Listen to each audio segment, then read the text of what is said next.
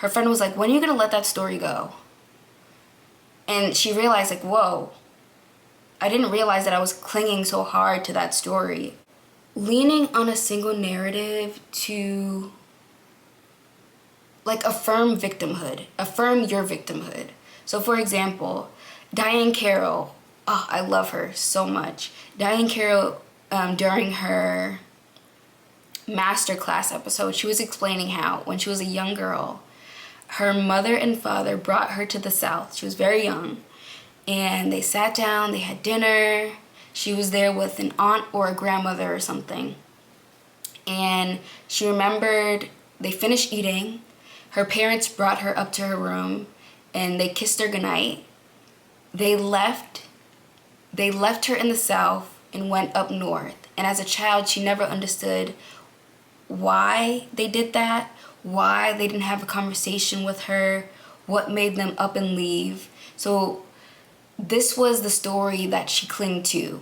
This was a story, like, my parents left me in the South when I was a kid, and she said this. She said, this was a story I cling to.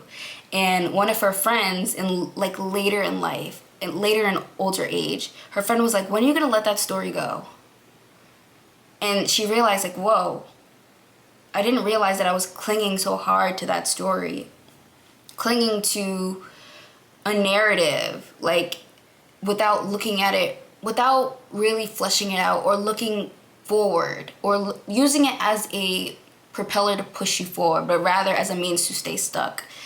And she was like, yeah, it's a really good story. Like, essentially it's a really good story. Two parents abandon their kid in the South to go back up north. Yeah, a perfect victim story. And she was like, yeah, I had to learn to really let go of that story.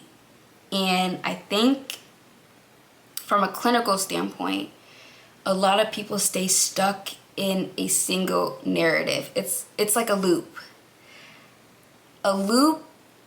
of stagnation, but it really takes a third entity or an outside source or component to really shift it up, to shift up the narrative. But some people aren't really ready to shift up that narrative because, again, it affirms their victimhood.